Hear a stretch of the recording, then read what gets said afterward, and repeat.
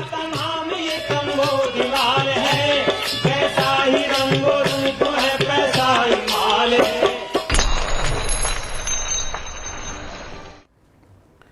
नमस्कार, मैं हूं शुभम शंकर। आप देख रहे हैं मनी 9। स्वागत है आपका मनी सेंट्रल में। दिन की सबसे बड़ी, सबसे जरूरी खबरों के विश्लेषण के लिए मेरे साथ स्टूडियो में मनी 9 के एडिटर अंशुमान तिवारी जी आ गए हैं। सर, बहुत स्वागत है आपका। अंशुमान जी के साथ चर्चा शुरू करें उससे पहले आपको बता दें आज कौन सी खबरें इस शो का हिस्सा हैं। शुरुआत चावल की खबर के साथ। बाजार में चढ़ने लगे चावल के भाव। केवल भारत नहीं, पूरी दुनिया के बाजारों में चावल के भाव चढ़ने लगे। क्या वजह है ये जानेंगे।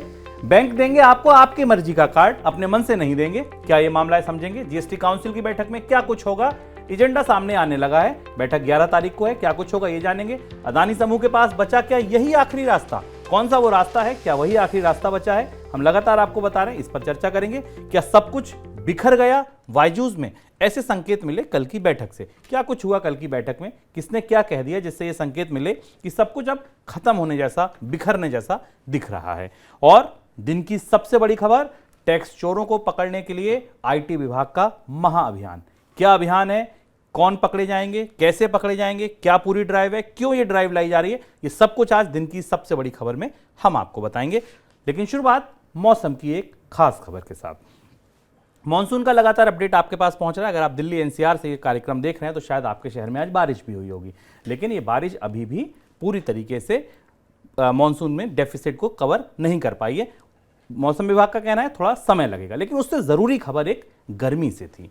बारिश के बीच दुनिया भर में मौसम में हो रहे परिवर्तन की वजह से गर्मी रिकॉर्ड ऊंचाई पर पहुंच गई है। 3 जुलाई को पूरी दुनिया का औसत तापमान 17.1 डिग्री सेल्सियस दर्ज किया गया, जो अब तक का रिकॉर्ड है। यानी कि पूरी दुनिया में इससे ज्यादा गर्मी जितनी 3 जुलाई को पड़ी कभी पड़ी ही नहीं। इस साल अल नीनो की वजह से वैश्विक स्तर पर गर्मी बढ़ी है। दुनिया के कई देश भीषण गर्मी का सामना कर रहे हैं। सर, क्या लगता है आपको, जो क्लाइमेट चेंज की पूरी कोशिश थी उसको रोकने की, वो सब असफल? हाँ, क्लाइमेट चेंज का लक्ष्य रखा गया था शुभम, हम और इसको बराबर चर्चा में पहले भी बताते रहे। वो लक्ष्य इस गर्मी के साथ जो आंकड़ा हमारे सामने आया, जो 3 जुलाई का तापमान था जो दर्ज किया गया 17 डिग्री सेल्सियस, और अभी तक जब से दुनिया में तापमान रिकॉर्ड करने की प्रक्रिया शुरू हुई है तब से सबसे गर्म दिन था। उसके साथ जो क्लाइमेट चेंज के नियमों के समझौते के तहत शर्त रखी गई थी कि 2030 तक दुनिया के तापमान में बढ़ोतरी को रोका जाएगा, वो लक्ष्य अब हासिल होता नहीं दिख रहा है, वो लक्ष्य हार गया है। इसके साथ दूसरी बड़ी बात यह है कि एल नीनो के आने के साथ यहाँ से दुनिया में गर्मी का एक नया दौर, बड़ा दौर शुरू हो रहा है, जो अगले 1 दशक तक चलेगा। इस बात की संभावनाएं दुनिया के मौसम विभागों ने और दुनिया के मौसम विज्ञानियों ने पहले से ही जाहिर कर दी थी, और माना जा रहा है कि अगले कुछ सालों में एल नीनो के असर से जो हर साल की बढ़ोतरी है वो 1.5 डिग्री से ऊपर निकल सकती है, यानी 1.5 डिग्री से ऊपर निकल सकती है। इसका असर हमें पर्यावरण में तमाम बदलावों के तौर पर नजर आएगा। भारत में धान के समर्थन मूल्य में हुई बढ़ोतरी की वजह से दुनिया भर के बाजारों में चावल के भाव बढ़ सकते हैं। आप कहेंगे बाजार में, भारत में अगर एमएसपी बढ़ा तो दुनिया में ऐसी आशंका क्यों? आशंका इसलिए क्योंकि अल नीनो की वजह से दुनिया के प्रमुख चावल उत्पादक देशों में चावल का उत्पादन प्रभावित हो सकता है। ऐसी आशंकाएं गहरी हैं। इसकी वजह से चावल का भाव पहले ही 11 साल की ऊंचाई पर है। सर, क्या बाजार का परिदृश्य दिख रहा है चावल के? भारत में अल नीनो का असर जिस तरह से फसल पर दिख रहा है, उसी तरह का असर पूर्वी एशिया के अन्य देशों पर भी दिखाई दे रहा है। जो दुनिया के प्रमुख देश हैं जहां से चावल आपूर्ति होती है, जिसमें भारत है, वियतनाम है और एशिया के देश हैं, इन सारे देशों में चावल की उपज पर इस बार असर पड़ने की संभावना है। भारत में चावल की उपज में बेहतर मूल्य के लिए खरीफ का समर्थन मूल्य बढ़ाया गया है। भारत दुनिया के बाजार में करीब 40% के आसपास हिस्सेदारी रखता है निर्यात की दृष्टि से, यानी भारत के चावल पर दुनिया का बाजार बड़ी मात्रा में निर्भर है। और अब जबकि भारत में चावल की कीमतें ऊंचाई पर हैं, समर्थन मूल्य बढ़े हुए हैं और दुनिया के बाजार में 11 साल की ऊंचाई पर है, तो यह माना जा रहा है कि पूरी दुनिया, जिसके लिए चावल सबसे बड़ा खाद्य है, अधिकांश दुनिया का सबसे बड़ा खाद्यान्न चावल है, वो एक लंबी चावल की एक लंबी महंगाई में कम से कम 1 साल की राइस इन्फ्लेशन की तरफ जा रही है, जिसका असर खास तौर पर साउथ ईस्ट एशिया के उन मुल्कों में पर ज़्यादा होगा जहाँ पर गरीब आबादी है। ये फूड और एग्रीकल्चरल ऑर्गेनाइजेशन है, उसने ये बताया है कि इस बार एल नीनो के असर से पूरी दुनिया में चावल की फसल पर गहरा असर पड़ने वाला है। आप बैंक में खाता खुलवाते हैं तब आपको एक डेबिट कार्ड मिलता होगा, और आप क्रेडिट कार्ड के लिए अप्लाई करते हैं तो आपको एक क्रेडिट कार्ड मिलता होगा। लेकिन कभी आप क्या ये तय कर पाते हैं कि ये कार्ड मास्टर का हो, वीज़ा का हो, रुपे कार्ड हो? शायद नहीं, लेकिन अब ऐसा नहीं होगा। रिजर्व बैंक ने बैंकों को ये निर्देश दिया है कि वे अब जब भी अपने ग्राहकों को कोई कार्ड जारी करें तो उससे पहले वो कार्ड के विकल्प ग्राहकों के सामने रखें और ग्राहक अपनी मर्जी से उस कार्ड को चुने। सर, ऐसा क्यों किया जा रहा है? ये बड़ा फैसला है और इस फैसले से रिजर्व बैंक सुनिश्चित करना चाहता है कि जो 3-4 बड़े पेमेंट एग्रीगेटर्स हैं या क्रेडिट कार्ड एग्रीगेटर्स है जो पूरी दुनिया में है, भारत में उसमें 3 रुपये भी शामिल है, वीज़ा और मास्टर कार्ड है, इन्हें चुनने का विकल्प मिले। तो बैंक अब क्या करेंगे, जब आप अपना फॉर्म भरेंगे और डेबिट कार्ड के कार्ड आपको दिया जाएगा तो उसमें आपको एक विकल्प दिया जाएगा कि आप वीज़ा या मास्टर कार्ड कौन सा कार्ड चुनना चाहते हैं। उसमें रुपये कार्ड भी होगा। ये माना जा रहा है कि इसका फायदा थोड़ा रुपये कार्ड को मिलेगा इस विकल्प के बाद, क्योंकि रुपये कार्ड के साथ यूपीआई फैसिलिटी भी मिलती है, यूपीआई पेमेंट की फैसिलिटी भी मिलती है। तो शायद अब तमाम बैंकों के कार्ड पर रुपये कार्ड का विकल्प भी मिलने लगे। लेकिन यहाँ से बाजार में बैंकों का अपनी तरफ से जो तय करने की प्रक्रिया थी वो खत्म हो रही। ग्राहकों का विकल्प चलेगा, ग्राहकों की चॉइस चलेगी, उसके आधार पर वो वीज़ा या मास्टर कार्ड के बीच में से अपना ऑपरेटर चुनेंगे। फैसला चुनाव से होगा, दबाव से नहीं। सेबी निवेशकों के जो समस्याएं हैं उनको हल करने के लिए एक नया फ्रेमवर्क लेकर आया। समस्या कौन सी? समस्याएं, शिकायतें म्यूचुअल फंड, पोर्टफोलियो मैनेजर, निवेश सलाहकार और ब्रोकिंग फर्म और निवेशकों से बीच अगर कोई विवाद बनता है तो इसके निपटारे के लिए सेबी एक नया फ्रेमवर्क लेकर आया। इस फ्रेमवर्क में आपको दोबारा अपील करने का भी अधिकार होगा। सर, कैसे काम करेगी ये पूरी प्रक्रिया? बड़े विवाद बढ़ रहे हैं पोर्टफोलियो मैनेजर्स के बीच में, म्यूचुअल फंड्स के बीच में और सामान्य निवेशकों के बीच में। सामान्य निवेशक किसी पोर्टफोलियो मैनेजर की सेवा लेते हैं, वो उनको कोई शेयर या म्यूचुअल फंड खरीदने की बात कहता है। इन्वेस्टमेंट एडवाइजर्स और ब्रोकरेजेस की सेवा लेते हैं और इनके बीच में विवाद होते हैं जिसके निस्तारण की कोई व्यवस्था नहीं है, क्योंकि इसमें आमतौर पर जो सामान्य निवेशक है वो सबसे ज़्यादा नुकसान में रहता है। और इसलिए सेबी ने अब एक नया मैकेनिज्म बनाया है जिसका नाम सेबी कंप्लेंट एड्रेस सिस्टम है, स्कोर्स उसका नाम है। इस समस्या, इस तरीके का कोई विवाद आने पर शिकायत करनी होगी सेबी में। सेबी दोनों पक्षों को एक बार मामला बैठकर सुलझाने के लिए कहेगी और नहीं होगी तो सेबी पंच के तौर पर या सेबी का प्रतिनिधि पंच के तौर पर बीच में आएगा और इस मामले का निस्तारण कराएगा। यानी अब अगर आप सामान्य निवेशक हैं, आपका ब्रोकर आपको परेशान कर रहा है, आपके हिसाब से सौदे नहीं कर रहा, आपका म्यूचुअल फंड एजेंट आपको परेशान कर रहा है, तो आपके पास ये विकल्प है कि आप सेबी की सुविधा का लाभ उठा सकते हैं और वहां से आपको न्याय मिलने की उम्मीद की जा सकती है। कैपिटल मार्केट रेगुलेटर सेबी ने एनएससी को कोलोकेशन मामले में नोटिस भेजा है। नेशनल स्टॉक एक्सचेंज को नोटिस मिला है। नोटिस में सेबी ने एनएससी के उस आरोप पर सफाई मांगी है जिसमें कुछ ट्रेडर्स के जरिए ट्रेडिंग सॉफ्टवेयर के गलत इस्तेमाल की बात कही गई थी। ट्रेडिंग सॉफ्टवेयर का गलत इस्तेमाल 2013 में हुआ था। 4 साल बाद एनएससी कोलोकेशन घोटाले की जांच के दौरान ये सामने आया कि एक और ही घोटाला हो गया था जिस पर किसी का ध्यान नहीं गया था। नया घोटाला क्या है सर? शुभम, कोलोकेशन स्कीम यह था कि कुछ लोगों ने नेशनल स्टॉक एक्सचेंज के मैनेजमेंट के कुछ लोगों ने मिलकर जो मुख्य सर्वर था जिससे ट्रेड किया जाता था उसकी एक पैरेलल एक्सेस कुछ खास ब्रोकर्स को बाहर दे दी थी। यानी बाजार में जो ट्रेडिंग होती थी उससे कुछ मिनट पहले सौदे कर लिए जाते थे और उसके आधार पर कमाई की जाती थी। आमतौर पर किसी भी स्टॉक एक्सचेंज के लिए ये ज़्यादा ख़राब कोई चीज़ नहीं हो सकती, उसकी साख को लेकर उससे बड़ी चुनौती कोई नहीं हो सकती। और इसे सामने इसे पाया गया और इसके बाद इस पर सेबी ने कार्रवाई की। इसी दौरान ये भी पाया गया कि कई सारे ब्रोकर्स भी जो ट्रेडिंग नेटवर्क था, जो ट्रेडिंग सॉफ्टवेयर था, उसको बाईपास करके सौदे करते थे और ये बहुत हाई फ्रिक्वेंसी सौदे होते थे। कुछ ही मिनटों में, कुछ ही सेकेंडों में ये सौदे हो जाते थे। तो जब तक एनएससी के अपने ट्रेडिंग नेटवर्क के ऊपर उनके रेट्स ओपन होते थे और ट्रेडिंग शुरू होती थी, उस ट्रेडिंग सॉफ्टवेयर के पैरेलल सौदे किए जाते थे। और इसलिए ये कोलोकेशन स्कैम के साथ जुड़ा हुआ एक और घोटाला है जो खुलकर सामने आया है। पॉलिसी खबरों के साथ साथ एक और अपडेट जो एनएससी की तरफ से है वो ये है कि सेबी की तरफ से वो ये कि अगर ईएसजी रेटिंग देने वाली कोई भी एजेंसी अब ईएसजी रेटिंग देगी किसी कंपनी को तो उसको पहले सेबी के पास रजिस्ट्रेशन कराना होगा। और ये नियम केवल भारत की कंपनियों को नहीं बल्कि अगर विदेश की भी कोई कंपनी भारत के किसी व्यक्ति या किसी संस्था को ईएसजी रेटिंग देना चाहती है तो उससे पहले सेबी के पास रजिस्ट्रेशन कराना होगा। लाइसेंस सेबी से लीजिए तब ईएसजी रेटिंग दीजिए। ईएसजी रेटिंग का जिक्र आपने हमारे एक इकोनॉमिकम में या अदानी के पर जब हम डिस्कशन करते हैं अदानी समूह पर जो हाल फिलहाल में घटनाक्रम हुआ उसके दौरान इसका जिक्र सुना होगा। अगली खबर जीएसटी काउंसिल की बैठक से जुड़ी। अगली जीएसटी काउंसिल की बैठक 11 तारीख को होने वाली है। 11 जुलाई को ये बैठक होगी। इस बैठक में कौन से मुद्दे चर्चा में होंगे, इनके एजेंडा धीरे धीरे सामने आने लगा है। जैसे कुछ एक खबरें मैं आपको बताऊं तो ये कि पहाड़ी राज्यों में चल रही मैन्युफैक्चरिंग इकाई को बजट सपोर्ट ज़्यादा दिया जाए, इस पर चर्चा हो सकती है। इसके अलावा मल्टी यूटिलिटी गाड़ियों पर जीएसटी के अलावा सेस लगाने पर चर्चा संभव है। Online game, casino, horse racing जैसी गतिविधियों पर टैक्स कितना लगाया जाए, इस पर मंत्री समूह बना था, उसने सिफारिश की थी, उस पर सहमति बनती दिख सकती है कि 28% टैक्स लगे, कम लगे, ज़्यादा लगे। सर, और कुछ मुद्दे कौन से हैं जिन पर ये सबसे महत्वपूर्ण जीएसटी काउंसिल की बैठक में जो प्रस्ताव चर्चा के लिए आने वाला जिसका असर सीधे आप पर और हमारी जेब पर होगा वो सिनेमाघरों में मिलने वाले खाने पर जीएसटी लगाने को लेकर है, जहां पर 5% जीएसटी लगाने का प्रस्ताव जीएसटी काउंसिल के पास विचाराधीन है।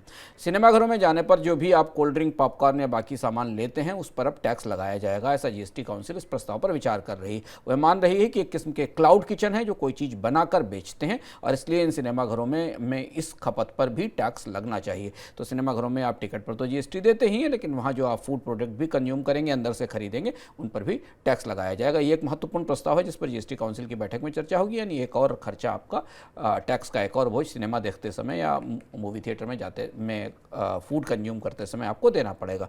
इसके अलावा जो दूसरे बड़े मामले जीएसटी काउंसिल की बैठक के सामने, उसमें राज्यों में ट्रिब्यूनल बनाने का प्रस्ताव है, क्योंकि जीएसटी के विवाद पूरी तरह बढ़ रहे हैं और इसलिए अलग अलग राज्यों में ट्रिब्यूनल्स की स्थापना भी की जाएगी। इस प्रस्ताव पर भी जीएसटी काउंसिल की बैठक में विचार होगा। बाकी कुछ और प्रस्ताव हैं ऑटोमोबाइल टैक्सेशन से जुड़े हुए, ऑनलाइन गेमिंग से, जिसके बारे में शुभम ने आपको बता दिया है।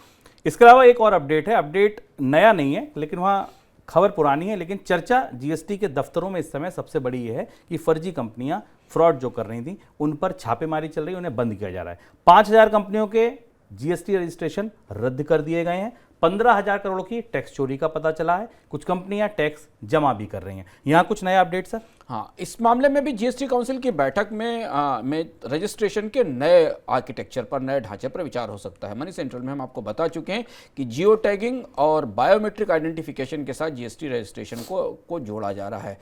जियो टैगिंग उन सारी कंपनियों के लिए अनिवार्य की जा रही है जो पहले से ही रजिस्टर्ड हैं, और बायोमेट्रिक ऑथेंटिकेशन उन कंपनियों के लिए ज़रूरी बना किया जाएगा जिन पर इनपुट टैक्स क्रेडिट की चोरी का शक है या जहां इनपुट टैक्स क्रेडिट में किसी तरीके की गफलत हो सकती है। तो ये दोनों प्रस्ताव भी इन फर्जी कंपनियों के संदर्भ में जीएसटी काउंसिल की बैठक में चर्चा के लिए आ सकते हैं। और सिनेमाघरों में जो जीएसटी लगाए जाने की बात हो रही है, सिनेमाघरों में जो फूड पर जीएसटी लगाए जाने की बात हो रही है, उस बारे में आपको बता दें कि ये प्रस्ताव सिनेमाघरों की तरफ से ही रखा गया था। उनका यह कहना था कि उन्हें 5% जीएसटी लगाकर उस पर इनपुट टैक्स क्रेडिट दिया जाना चाहिए। 1 अक्टूबर से सभी 4 कैटेगरी के medical devices, A, B, C, D, in 4 category में मेडिकल डिवाइसेस बटे होते हैं। ये सब कानून के दायरे में लाए जाएंगे। अक्टूबर के बाद कोई भी बिकने वाला मेडिकल उपकरण रेगुलेटरी प्रोसेस से गुजरा हुआ होगा, नियामक की नज़र उस पर पड़ी होगी। बता दें कि अभी तक सिर्फ भारत में A और B कैटेगरी के प्रोडक्ट को ही रेगुलेट किया जा सकता है, लेकिन DGCI का कहना है कि आने वाले दिनों में सभी तरीके के मेडिकल उपकरणों को रेगुलेटरी प्रोसेस से गुजरना होगा। इनको क्वालिटी कंट्रोल के लिए मेडिकल डिवाइस पॉलिसी 2023 को जिसमें मंजूरी दी गई थी, उसमें इस तरीके का प्रावधान था। क्यों किया जा रहा है ये बदलाव सर? मेडिकल डिवाइसेस का बाजार भारत में तेजी से बढ़ा है और अब घरों में बहुत सारे मेडिकल डिवाइसेस का इस्तेमाल होने लगा। कोविड के दौरान हमने ऑक्सीमीटर्स का इस्तेमाल देखा, बीपी की मशीनें, शुगर को नापने की मशीनें, और इसके अलावा बहुत सारे और भी मेडिकल डिवाइसेस का घरों में इस्तेमाल हो रहा है। इनके रेगुलेशन को लेकर, इनकी गुणवत्ता को लेकर भी नियमों में पारदर्शिता और स्पष्टता नहीं है। इसलिए माना जा रहा है कि अब ये जो नए रेगुलेशन बिल आएंगे, इसमें अलग अलग कैटेगरी के डिवाइसेस होंगे और उनकी गुणवत्ता तय की जाएगी। उनकी गुणवत्ता तय होने के साथ उनकी कीमतों में भी बढ़ोतरी होगी, लेकिन आप इस बात पर अब विश्वास या भरोसा कर पाएंगे कि आपको जो मेडिकल डिवाइस दिया गया है, जो ग्लूकोमीटर दिया गया है या जो बीपी नापने की मशीन दी गई, वो गुणवत्ता के हिसाब से प्रमाणित है। रुपए को अंतर्राष्ट्रीय स्तर पर स्थापित किया जाए, रुपए का इंटरनालाइजेशन हो सके, इसके लिए आरबीआई का एक समूह बनाया गया था। उस समूह ने अपने सुझाव दिए हैं। ये कहा गया है कि अंतर्राष्ट्रीय मुद्रा कोष की स्पेशल ड्राइंग राइट्स बास्केट जो है, उसमें रुपए को शामिल किया जाना चाहिए। बुधवार को ये सार्वजनिक की गई रिपोर्ट जिसमें ये सुझाव दिए गए थे। सर, इसमें क्या क्या सुझाव दिए गए हैं? शुभम, हम लोग रुपए के अंतर्राष्ट्रीयकरण पर लगातार चर्चा करते रहे और ये रिपोर्ट इस रोशनी में आई है कि भारत सरकार ने पिछले साल रूस यूक्रेन युद्ध के बाद रुपए के अंतर्राष्ट्रीयकरण की एक बड़ी कोशिश की थी। 45 देशों के साथ समझौते करने की बात हुई थी, लेकिन वो सारी कोशिश असफल हो गई और भारत से रुपए का अंतर्राष्ट्रीयकरण नहीं हो सका। दुनिया के देशों से कारोबार में रुपए का इस्तेमाल बढ़ाया नहीं जा सका। रूस ने स्पष्ट रूप से उसे वापस लेने से मना कर दिया, रुपए पर में ट्रेड करने से मना कर दिया है, तो भारत सरकार की कंपनियों को युआन और दिरहम में भुगतान करना पड़ रहा है। इस सारी प्रक्रिया को देखते हुए समीक्षा की गई और एक और नई कमेटी बनाई गई जिसने 3-4 महत्वपूर्ण प्रस्ताव दिए हैं जिस पर सरकार को विचार करना है। पहली चीज तो ये कि जो विदेश में रहने वाले निवासी भारतीय हैं, उनको रुपए में अकाउंट खोलकर विदेश में रुपए में अकाउंट खोलने की छूट दी जानी चाहिए। इसकी सिफारिश की गई। दूसरा महत्वपूर्ण सिफारिश की गई है कि चीन की तर्ज पर भारत की सरकार को करेंसी स्वैप के agreement, bilateral currency swap agreement करने चाहिए उन देशों के साथ जिन देशों के साथ आप कारोबार करते हैं, यानी उन देशों के साथ भारतीय करेंसी में भुगतान किया जा सके। तीसरी बात इस रिपोर्ट में कही गई है कि भारत का जो बॉन्ड मार्केट है उसमें विदेशी निवेशकों के लिए और ज़्यादा सुविधाएं बढ़ानी जानी चाहिए और उन्हें और ज़्यादा विकल्प दिए जाने चाहिए, जिससे कि भारतीय मुद्रा में निवेश आ सके और भारतीय बॉन्ड मार्केट में रुपए में निवेश किया जा सके। और चौथी और महत्वपूर्ण बात, जो थोड़ी सी दूर की बात लगती है, कि भारतीय करेंसी को, रुपए को एसडीआर बास्केट में शामिल कराया जाए, जिसमें कि चीन शामिल हुआ था और उसके बाद चीन ने युआन को अंतर्राष्ट्रीयकरण किया था। तो अगर आप ये सारे सुझाव आपको सुने नहीं लगते हैं तो आप मनी 9 पर की प्लेलिस्ट पर जाकर उस इकोनॉमिकम को देखिए, जिसमें हमने विस्तार से बताया था कि रुपए को अंतर्राष्ट्रीयकरण के लिए क्या क्या करने की ज़रूरत है, और उसमें से कई सारे सुझाव, कई सारी बातें जो उसमें कही गई थी, इस रिपोर्ट में आपको दिखाई देंगी या इसमें आप पढ़ सकते हैं। एक्सपोर्ट लगातार टूट रहा है, ये पता है। लगातार 4 महीने से भारत में एक्सपोर्ट टूट रहा है, लेकिन अब विदेश व्यापार को बढ़ाने के लिए वाणिज्य मंत्रालय ने एक खास नई योजना तैयार की है, जिसके तहत व्यापार और निवेश बढ़ावा देने के लिए 12 देशों को शॉर्टलिस्ट किया गया कि इन 12 देशों के साथ सिलेक्टेड प्रोडक्ट्स के साथ हम व्यापार को बढ़ाएंगे, जिससे कि एक्सपोर्ट को सहारा मिले, बूस्ट मिले। इन देशों में अमेरिका, ब्रिटेन है। योजना को तैयार करने में सरकार ने अलग अलग विभागों के अधिकारियों का योगदान भी लिया है। योजना का मकसद सीधा है, विदेश व्यापार बढ़े भारत से। कौन से देश शामिल हैं सर? रणनीति कैसे अलग है पहले से? शुभम, अपने तरीके की पहली रणनीति, आमतौर पर भारत में निर्यात के प्रोत्साहन की नीतियां पूरे दुनिया के लिए होती हैं। टारगेटेड ढंग की रणनीतियां कभी कभी बनाई जाती हैं, पर अब जबकि निर्यात का पूरा ढांचा थोड़ा लड़खड़ाया हुआ है, पिछले 1 साल से भारत के निर्यात में तेज गिरावट आई है, बहुत सारे बाजारों में निर्यात करने की कोशिश की जा रही है पर सफलता नहीं मिल रही है, तो सरकार ने अपनी रणनीति बदलने का इशारा किया है और कई सारे मंत्रालयों से बात करके 12 प्रमुख बाजारों को आइडेंटिफाई किया गया है जहां से भारत का सबसे ज्यादा निर्यात है, और इनमें वो भी बाजार शामिल है जहां से भारत में विदेशी निवेश भी आता है। और इन देशों में यूएस है, ब्राजील है, कनाडा है, अमीरात है, सऊदी अरबिया है, ब्रिटेन है, यूके मतलब Germany, Sweden, Japan, Taiwan, South Korea, Russia. इन देशों पर भारत की निर्यात रणनीति अब फोकस करेगी और इनकी दृष्टि से निर्यातकों को इस बात के लिए तैयार किया जाएगा। और शायद आने वाले समय में सरकार ये भी कोशिश करेगी कि इन देशों के साथ बायलैटरल एग्रीमेंट भी किए जाएं, कोशिशें भी की जाएं, जैसा कि हमने इसमें सऊदी अरब के साथ देखा भी कि भारत का एक ट्रेड एग्रीमेंट हुआ है। इन देशों के साथ कारोबार को बढ़ाकर निर्यात को बढ़ाने की कोशिश की जाएगी। बुधवार को अमेरिकी सेंट्रल बैंक फेडरल रिजर्व के पिछले महीने हुए बैठक के मुख्य अंश जारी हुए। अंश में सबसे ज़्यादा गौर करने वाली बात यह थी कि भविष्य में फिर से पॉलिसी दरों को बढ़ाने की बात कही गई थी। ऐसे में संकेत ये मिल रहे हैं कि आने वाले महीने में जब अमेरिकी केंद्रीय बैंक की बैठक होगी तो फिर से ब्याज दरों में बढ़ोतरी हो सकती है। सर, लगभग तय मानी जाए बढ़ोतरी? हाँ, लगभग तय मानी जाए। और इसमें एक और चीज़ महत्वपूर्ण है कि इन बैठक के मिनट्स पढ़ते हुए समझ में आ रहा है कि इस साल अब दिसंबर तक अमेरिका में ब्याज दरों में कमी की कोई उम्मीद नहीं दिखाई देती, क्योंकि फेडरल रिजर्व के मिनट्स के भीतर से संकेत मिल रहा है कि बैंक ये मान रहा है कि 2% की मुद्रास्फीति लाने का लक्ष्य काफ़ी लंबा और काफ़ी दूर है और अभी इस सफ़र में लंबी लड़ाई लड़नी होगी।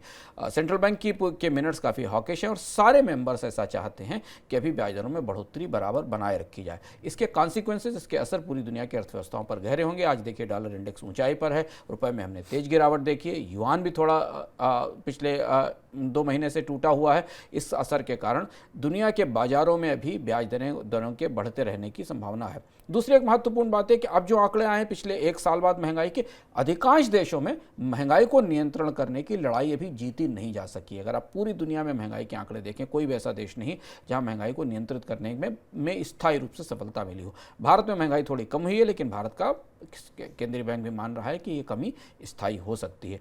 यानी ब्याज दरों में बढ़ोतरी का दौर इस साल दुनिया की सभी बड़ी अर्थव्यवस्थाओं में बना रहेगा, ऐसा दिखता है। एफडी पर ज्यादा ब्याज मिला, दूसरे निवेश विकल्प जो एफडी की तरह थे वहां पर अच्छे रिटर्न मिले। इससे हुआ क्या कि प्राइवेट बैंकों में बचत और करंट अकाउंट में डिपॉजिट भारी रकम में गिरावट देखने को मिली। ज्यादा रिटर्न को देखते हुए ग्राहक सेविंग और करंट अकाउंट से अपने पैसे निकाल रहे हैं और उनको एफडी जैसे दूसरे विकल्पों में डाल रहे हैं। तो सर, इससे होगा क्या? बैंकों पे कोई असर होगा क्या? शुभम, बैंकों के कामकाज को नापने का एक पैमाना होता है जिसको कासा रेशियो कहते हैं, current and saving accounts deposit कहते हैं।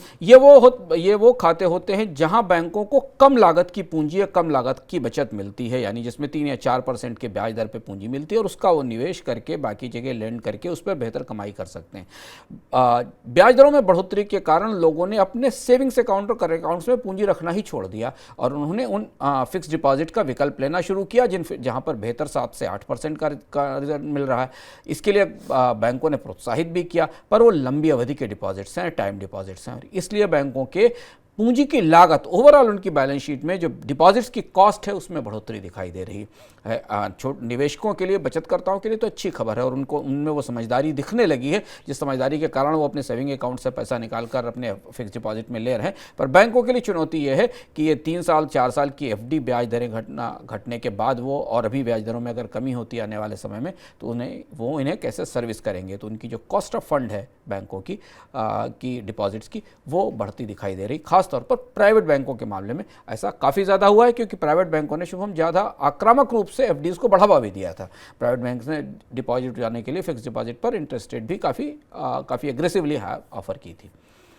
बायजूस में सब कुछ सही नहीं चल रहा, ये खबर अब पुरानी हो गई, लेकिन अब बायजूस की स्थिति, कंपनी की हाल उस स्थिति पर पहुंच गए जिसका सभी को डर था। कल एक इमरजेंसी बैठक बुलाई गई कंपनी में। कंपनी के बैठक में निवेशकों ने 2 टूक कहा कि बायजूस रविंद्रन को ये बताना होगा कि पैसे का इस्तेमाल कहाँ किया गया। यहाँ तक बात आ गई कि कंपनी को नया सीईओ दिया जाए, ऐसा भी कुछ निवेशकों ने बात कही। सर, इस मीटिंग से क्या संकेत मिल रहे हैं कंपनी के हाल के बारे में? बायजूस की इस मीटिंग में जो प्रस्ताव आया वो काफ़ी सनसनीखेज थे और पूरे स्टार्टअप स्पेस में कंपनी के निवेशक उस व्यक्ति को ही हटाने की पेशकश कर रहे हैं जिसका वो पूरा आइडिया था बायजूस रविंद्रन का।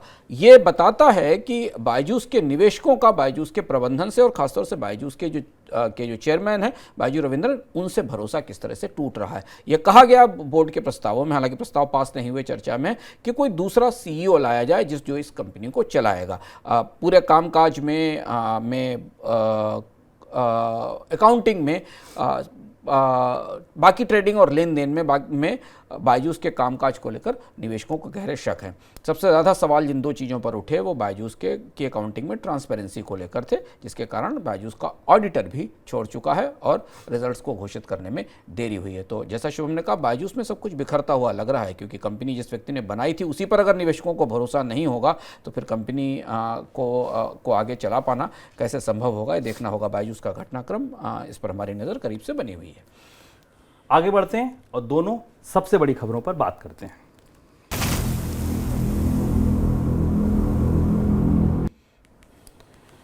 टैक्स चोरों पर सख्ती के लिए आयकर विभाग एक नए महाअभियान पर निकल गया है। आयकर के अधिकारी अब खाते खंगालेंगे, आपके नहीं बल्कि कहीं और दूसरी जगह पर जाके खाते खंगालेंगे, जिससे पता चलेगा कि आपने टैक्स चोरी की है या नहीं की है। विभाग की नज़र उन सभी लोगों पर है जो बड़े खर्चे तो करते हैं लेकिन इनकम टैक्स रिटर्न में उन खर्चों की रोशनी, मतलब उनकी लिंक नहीं मिलता, उनका रिश्ता उनके इनकम टैक्स रिटर्न में नहीं मिलता है। रिटर्न से पता चलता है कि वो उतना कमाते ही नहीं है जितना खर्च करते हैं। सर, कहाँ जाएंगे, कैसे ये ड्राइव चलेगी, कैसे वो खर्चे पता चलेंगे?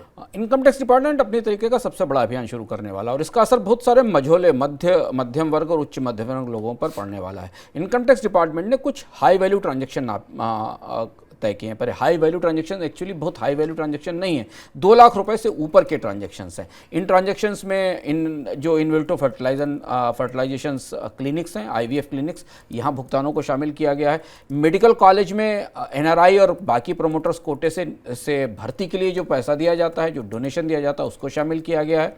इसके अलावा डिज़ाइनर आउटलेट से डिज़ाइनर से कपड़े और घड़ियाँ खरीदना या महंगा सामान खरीदना, इसे शामिल किया गया और बड़े होटल्स में, बैंक्वेट में जाकर पार्टियां देना शामिल किया गया।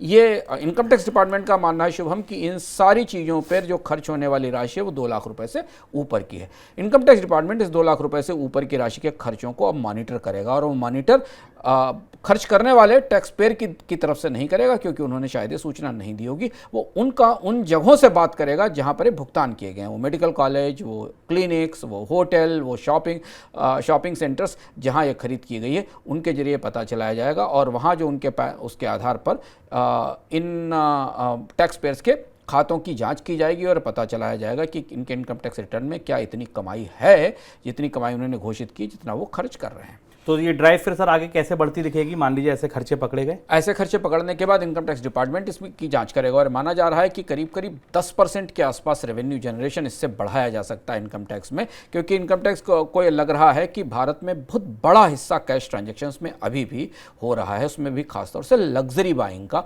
लग्जरी इन्वेस्टमेंट का और लग्जरी खर्चों का, जिसमें एक बड़ा भुगतान कैश ट्रांजैक्शंस के तौर पर हो रहा है। ज़्यादातर लोग अपनी इनकम कम दिखाते हैं और इस तरीके के कामों में में खर्च करते हैं, उसे रिपोर्ट नहीं करते हैं। भारत में रिटर्न्स की फाइलिंग तो बढ़ रही है, पर इनकम टैक्स डिपार्टमेंट की सबसे बड़ी समस्या यह है कि जो ज़्यादा टैक्स पे करने वाले लोग, उनके बेस में कोई बढ़ोतरी नहीं हो रही। तो इसके जरिए अब ये पड़ताल होगी और पता चलाया जाएगा। तो इसलिए ध्यान रखिए कि अगर आपने कहीं बड़ा भुगतान किया है, खर्च किया है, 2 लाख रुपए से ज़्यादा का भुगतान किया है, 2 लाख रुपए राशि बहुत बड़ी नहीं, पर अगर 2 लाख रुपए का आपने भुगतान किया है तो ध्यान रखिए कि आपके इनकम टैक्स रिटर्न की पड़ताल हो सकती है, नोटिस पहुंच सकता है आपके घर। अब बात करते हैं अदानी समूह पर। अदानी समूह से जुड़ी एक बड़ी खबर ये सामने आ रही है कि प्रमोटर्स आने वाले दिनों में समूह की कंपनियों में से अपनी होल्डिंग घटा सकते हैं। सीधी बात ये कि प्रमोटर अपनी हिस्सेदारी बेच सकते हैं। जुटाई गई रकम का इस्तेमाल नए अवसरों पर खर्च करने के साथ विभिन्न यूनिट्स में निवेश के तौर पर किया जा सकता है। प्रमोटर ने अभी तक अमेरिका की कंपनी है GQG पार्टनर्स, उसमें हिस्सेदारी बेची है। माना जा रहा है कुछ और निवेशकों के साथ भी ग्लोबल लेवल पर यह बातचीत चल रही है। सर, क्या यही आखिरी रास्ता बचा कंपनी पर? हम बराबर अडानी समूह पर अपनी समीक्षाओं में कह रहे हैं कि अडानी समूह के पास जो चुनौतियां हैं उनका समाधान अब कर्ज से नहीं होने वाला है। कंपनी को अपनी हिस्सेदारी बेचनी होगी। अडानी ट्रांसमिशन में भी ओपन मार्केट से अडानी समूह ने 3% हिस्सेदारी बेची। अब जो चुनौती वो कंपनी के भविष्य की परियोजनाओं में निवेश करने से ज़्यादा सर पर खड़े उस कर्ज को चुकाने की है, और इसलिए अडानी समूह इस बात के लिए मजबूर है कि वो बार बार अपनी हिस्सेदारी को अलग अलग निवेशकों को बेचेगा। उससे आने वाले फंड्स के जरिए ही कंपनी अपने कर्ज का भुगतान कर पाएगी। क्योंकि कर्ज बाजार से अडानी समूह को कोई अच्छी खबर नहीं मिल रही, ब्याज दरें कम होती नहीं दिखाई दे रही हैं, कर्ज के पुनर्गठन की थोड़ी बहुत कोशिशें सफल हो रही हैं, पर जो बड़ा कर्ज फंसा हुआ है उसके लिए कंपनी को अब अपनी हिस्सेदारी बेचकर ही पैसे उठाने होंगे, तब कर्ज कम होगा। और यही आखिरी रास्ता था जिस रास्ते की तरफ अडानी समूह जाने को मजबूर हुआ है। साबित क्या होता है सर इससे कि जो पूरी कोशिशें थी लगातार कर्ज को कम करने की, नया कर्ज उठाने की, बीच में बात आई कि अरब से कोई निवेश आ सकता है, वो सब कोशिशें क्या असफल रहीं? हाँ, कोई नया निवेशक नहीं आ रहा है बगैर इक्विटी के, क्योंकि इक्विटी हिस्सेदारी के बिना कोई बड़ा निवेशक आता हुआ नहीं दिखाई दे रहा। और कर्ज मिलने की तो गुंजाइश अब लगभग खत्म ही हो चुकी है, क्योंकि कर्ज इतना ज़्यादा है कि उसको चुकाने की चुनौती है। कंपनी ने बॉन्ड मार्केट में भी जाकर कोशिश की थी, निवेशकों को भी समझाने की कोशिश की थी, लेकिन अब जिस स्थिति में अडानी समूह है उस स्थिति में फिलहाल तो निवेशक हिस्सा मांग रहे हैं कंपनी में, उस हिस्से के बदले ही वो पूंजी देंगे। GQG पार्टनर का जिक्र शुभम ने किया है, तो इसलिए अब बाजार में अडानी समूह ओपन मार्केट में भी ब्लॉक डील्स कर रहा है और अपनी हिस्सेदारी बेच रहा है। और हिस्सा मांग भी कब रहे हैं? जब स्टॉक्स पहले से ऊपर से काफ़ी ज़्यादा टूट चुके हैं, यानी कि आप जितने फूले थे कमज़ोर हो गए, वही इसमें आप मुझे हिस्सा दे दीजिए। डील अच्छी है, इसलिए निवेशक शायद हिस्सेदारी बेचने पर मिल जाएंगे। बढ़ते हैं आगे झटपट की ओर।